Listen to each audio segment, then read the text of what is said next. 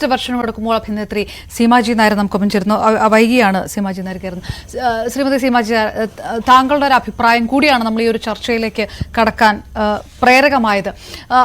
ഒരു വലിയ വിഭാഗത്തിന്റെ അതിജീവനത്തെ പോലും ബാധിക്കുന്ന രീതിയിലുള്ള ഒരു വിമർശനം വേണോ? ഇതിനപ്പുറത്തേക്കുള്ള കാര്യങ്ങളല്ലേ സമൂഹത്തിൽ നടക്കുന്നത്? രാഷ്ട്രീയത്തിൽ ഇതിലും ചീഞ്ഞളിഞ്ഞ കളികളുണ്ടല്ലോ എന്നുകൂടി അഭിപ്രായപ്പെട്ടിരുന്നു. സീരിയല് കൂടുതൽ നല്ല ഉള്ളടക്കം വേണം. നല്ല ഉള്ളടക്കം വരുമ്പോൾ താങ്കളെ പോലുള്ള നല്ല അഭിനേതാക്കൾക്ക് കൂടുതൽ നല്ല വേഷങ്ങൾ കിട്ടും. അത് കൂടുതൽ നല്ല ഒരു കലയുടെ രീതിയിലേക്ക് വരാൻ കഴിയും. അങ്ങനെ ഒരു റെക്ടിഫിക്കേഷൻ, അകത്തുനിന്ന് തന്നെയുള്ള റെക്ടിഫിക്കേഷൻ, ഈ വിമർശനങ്ങളെ അങ്ങനെയല്ലേ പക്ഷെ കാണേണ്ടിയിരുന്നത്?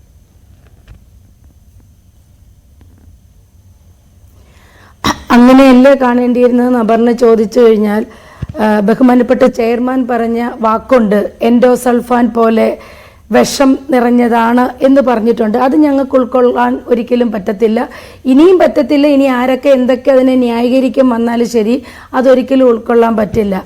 ബഹുമാനപ്പെട്ട ചെയർമാന് പറയാമായിരുന്നു ഈ സീരിയലുകൾ കുറച്ചുകൂടി മെച്ചപ്പെടുത്തണം, അല്ലെ സമൂഹത്തിന് നല്ലത് ചെയ്യുന്ന രീതിയിലുള്ള കണ്ടന്റുകൾ ഉണ്ടാകാം, അങ്ങനെയൊക്കെ പറയാമായിരുന്നു. കാരണം നിങ്ങൾ മീഡിയാസ് തന്നെയാണ് ഇത് വലിയ ഹെഡ്ലൈനോടുകൂടി പ്രേംകുമാർ പറഞ്ഞ വാക്കുകൾ സീരിയൽ എൻഡോസൾഫാനെക്കാട്ടിലും ഭീകരം എന്നും പറഞ്ഞുകൊണ്ട് കൊടുത്തത്. അത് ഞങ്ങൾക്ക് ഉൾക്കൊള്ളാൻ പറ്റത്തില്ല.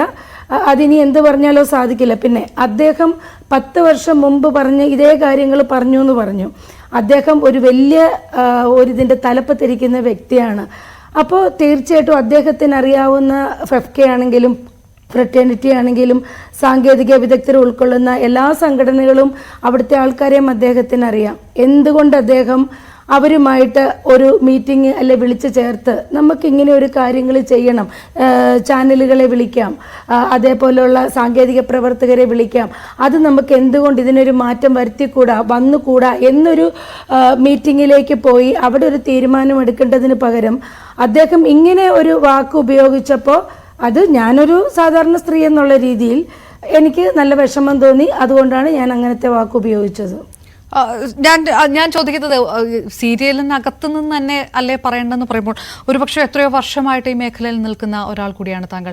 ഇതിൻ്റെ കണ്ടന്റിൽ വലിയൊരു വ്യത്യാസം വന്നിട്ടില്ലേ? പഴയ ഒരു 20 വർഷം മുമ്പ് അത്രയും എടുക്കണ്ട, ഇപ്പോഴത്തെ കണ്ടന്റുകൾ ആ പ്രമേയം ഒന്നു തന്നെയാണ്. ഈ കൊലപാതകങ്ങളാണ് കൂടുതൽ പ്രോത്സാഹിപ്പിക്കുന്നത്, അനാചാരങ്ങളാണ്, അല്ലെങ്കിൽ ശരിക്കുള്ള ജീവിതത്തിൻ്റെ നേർക്കാഴ്ചയല്ല, സ്ത്രീകളെ പോർട്രേ ചെയ്യുന്നത് മറ്റൊരു തരത്തിലാണ് എന്നുള്ള വിമർശനങ്ങളൊക്കെ ഉണ്ട്.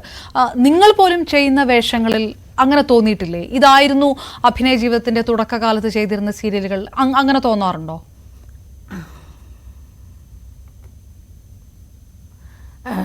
പിന്നെ അപർണ പറഞ്ഞതിന് മറുപടി പറയാൻ പോയാൽ ഞാൻ കുറേ കാര്യങ്ങൾ പറയേണ്ടി വരും. ഞാൻ അതിലേക്ക് കിടക്കുന്നില്ല. പിന്നെ സീരിയലിൻ്റെ തുടക്കത്തിൽ ഇവിടെ ദൂരദർശൻ മാത്രമേ ഉണ്ടായിരുന്നുള്ളൂ. 13 എപ്പിസോഡുകൾ. ആ ഒരു 13 എപ്പിസോഡുകൾ കഴിയുമ്പോൾ ആ സീരിയൽ അവിടെ തീരുകയാണ്. അവിടെ വൈക്കം മുഹമ്മദ് ബഷീർ സാറിൻ്റെ കഥകളുണ്ട്, MD വാസുദേവൻ നായർ സാറിൻ്റെ കഥകളുണ്ട്. നേരത്തെ ഗായത്രി പറയുന്നത് ഞാൻ കേട്ടു, ഇതിലൊക്കെ ഞാനും അഭിനയിച്ചതാണ്. അത് കഴിഞ്ഞ് ഇപ്പോൾ നിങ്ങൾ ന്യൂസ് ചാനലുകൾ എത്രത്തോളം വന്നു, നിങ്ങൾ കണ്ടന്റ് ഉണ്ടാക്കാൻ എന്തുമാത്രം ശ്രമിക്കുന്നുണ്ട്, എന്തൊക്കെ രീതിയിലുള്ള കണ്ടന്റുകൾ ന്യൂസ് ചാനലുകൾ ഉണ്ടാകുന്നുണ്ട്. അപ്പോൾ അതുപോലെ തന്നെ പല പല ചാനലുകളും ഇവിടെ വന്നപ്പോൾ അവിടെ ഈ പറഞ്ഞതുപോലെ കോമ്പറ്റീഷൻ വരുന്നു, അല്ലെ അവരെക്കാട്ടിൽ നല്ലതായിട്ട് ഒരു കാര്യങ്ങൾ ചെയ്യണമെന്ന് പറഞ്ഞു. ഈ കണ്ടന്റ് എന്ന് പറയുമ്പോൾ അല്ലെ നല്ല കണ്ടന്റുകൾ മുന്നോട്ട് വെക്കാൻ ആർജവമുള്ള ആൾക്കാർ, നമ്മുടെ ചലച്ചിത്ര അക്കാദമി ചെയർമാൻ അടക്കം ഇങ്ങനെയുള്ള കണ്ടന്റുകൾ നിങ്ങൾ കൊണ്ടുവരണം, അല്ലെ ഇങ്ങനെയുള്ള കണ്ടന്റുകൾ നിങ്ങൾ കാണിക്കൂ എന്ന് പറയണം. പിന്നെ സീരിയൽ കണ്ടിട്ട് ആരും ഇവിടെ കൊലപാതകവും ചെയ്തിട്ടില്ല, അല്ലെ ഇവിടെ കുട്ടികൾ ചീത്തയായിട്ടുമില്ല. കാരണം 15 വയസ്സിനും 25 വയസ്സിനും ഇടയ്ക്കുള്ള ഈ ന്യൂ ജനറേഷൻ ഒന്നും നമ്മുടെ ഈ മലയാളം സീരിയലുകൾ കാണാറില്ല. എവിടെ എടുത്ത് നോക്കിയാലും കുട്ടികൾ ഇംഗ്ലീഷ് ചാനലുകളും കൊറിയൻ ചാനലുകളും, കൊറിയൻ പടം, ഇംഗ്ലീഷ് പടം, ഇങ്ങനെയൊക്കെയാണ് കാണുന്നത്. പിന്നെ സീരിയലുകൾ കാണുന്നത് നേരത്തെ ഗായത്രി പറഞ്ഞതുപോലെ ഒരേജിനും മുകളിലോട്ടുള്ളവരാണ് സീരിയൽ കാണുന്നത്. അവരുടെ ഏകാന്തതയിൽ മക്കളും കൊച്ചുമക്കളും എല്ലാം പോയി കഴിയുമ്പോൾ, മരുമക്കളും ഒക്കെ പോയി കഴിയുമ്പോൾ അവർക്ക് കൂട്ടായിട്ട് അവരുടെ വീട്ടിലേക്ക് വരുന്ന ഒരു അതിഥിയായിട്ട് കണ്ട് ഒരു പ്രായം ചെന്നാൽ ഒരു 40 എബവ് ഉള്ളവരൊക്കെയാണ് കാണുന്നത്.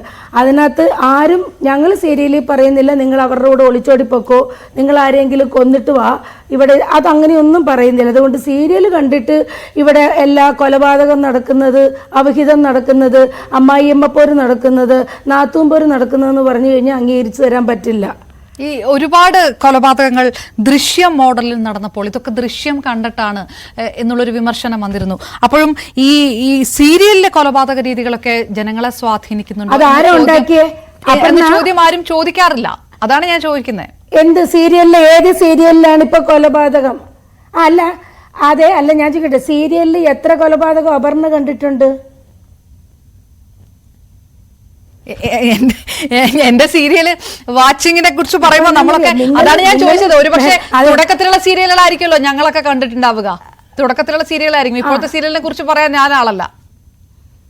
അതെ, പക്ഷെ അതെ അല്ല, അത് തന്നെയാ പറഞ്ഞേ, നിങ്ങളെ പോലുള്ള ആൾക്കാരും ഇത് കാണുന്നില്ല. അപ്പോൾ പിന്നെ ദൃശ്യ മോഡൽ കൊലപാതകം ചെയ്തു എന്നുള്ളത് ആരാണ് അങ്ങനെ ഒരു പേരിട്ടത്?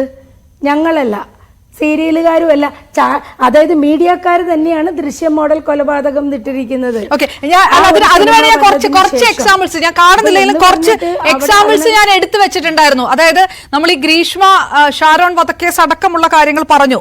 അപ്പോൾ കുറച്ച് പാടാത്ത പൈങ്കിളി എന്ന സീരിയലിൽ വിഷം കുത്തിവെക്കുന്ന അനന്യ, കല്യാണി എന്ന പരമ്പരയിൽ വർമ്മയെ കൊല്ലുന്നതിന് മരുന്നിൽ കൃത്രിമം കാണിക്കുന്ന ബന്ധുക്കൾ, പിന്നെ ദയ എന്ന സീരിയലിൽ അച്ഛന് വിഷം നൽകി കൊല്ലാൻ ശ്രമിക്കുന്ന ദീപക്, തൂവൽ സ്പർശത്തിൽ മാളുവിനെ കുത്തിവെച്ച് കൊല്ലാൻ ശ്രമിക്കുന്നത് വേറൊരെണ്ണം, തുമ്പപ്പൂ എന്ന പരമ്പരയിൽ ഏലിയാമ്മ ചേട്ടത്തി ജ്യൂസിൽ വിഷം കലർത്തി വിദ്യയ്ക്ക് നൽകുന്നത്. ഇതൊക്കെ സീരിയൽ കാണുന്ന ആൾക്കാരുടെ ഇങ്ങനെ ഒരുപാട് കാര്യങ്ങൾ, അതായത് ഇഷ്ടമില്ലാത്തവരെ കൊന്നുകളയാം എന്ന് തീരുമാനിച്ച ഒരുപാട് പുതിയ ജനറേഷൻ. ഞാൻ ഒന്ന് ആരോൺ ചെയ്തോട്ടെ, അങ്ങനെ ഒരുപാട് കൊലപാതകങ്ങൾ, ഈ പറഞ്ഞ പോലെ തേപ്പ് കൊലപാതകങ്ങൾ, മാരണ കൊലപാതകം, ഇഷ്ടമില്ലാത്ത ആൾക്കാരെ ഇങ്ങനെയൊക്കെ കൊല്ലാം എന്ന രീതിയിൽ ഒരുപാട് ക്രൈം വാർത്തകൾ വന്നുകൊണ്ടിരിക്കുന്നുണ്ട്. അതൊന്നും ഒരു 10-15 വർഷം മുൻപ് ഇല്ലാതിരുന്ന വാർത്തകളാണ്.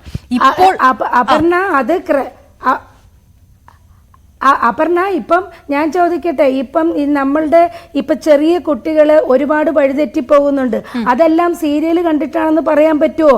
അവരുടെ കയ്യിൽ, അതായത് ഈ മൊബൈൽ ഫോണിന്റെ ഉപയോഗം അതിപ്രസരം ഇവിടെ വന്നതോടുകൂടി ഇതൊന്നും സീരിയൽ കണ്ടിട്ടല്ല. തുമ്പപ്പൂവില് അവര് വിഷം, ഇതൊക്കെ ഇതിനു മുമ്പ് ഇവിടെ നടന്നതാ. അപർണ തന്നെ കുറച്ചു കാലം മുമ്പുള്ള കാര്യങ്ങൾ എടുത്ത് നോക്കിക്കോളൂ. കൊലപാതകങ്ങൾ ഇവിടെ നടന്നിട്ടില്ലേ? അല്ല, വിഷം കുത്തിവെച്ച് കൊല്ലുന്നത് നമ്മുടെ, ഞാൻ പേര് പറയുന്നില്ല, കുറച്ചു കാലം മുമ്പ് പലരെയും സയനൈഡ് വെച്ച് ഒരാൾ കൊല്ലുകയും കൊല്ലാൻ ശ്രമിക്കുകയും ഒക്കെ ചെയ്ത്, അത് സീരിയൽ കണ്ടിട്ടാണോ അവർ ചെയ്തത്? അല്ല, അവർക്ക് സ്വത്ത് വേണം, അല്ലെങ്കിൽ അവർക്ക് മറ്റു കാര്യങ്ങൾ വേണം. അവരത് ചെയ്തതിന് ശേഷമായിരിക്കും സീരിയലിൽ കണ്ടിട്ട് സീരിയൽ ഇങ്ങനെ ചെയ്തിരിക്കുന്നത്. ഞാനൊന്ന് ഇടപെട്ടു.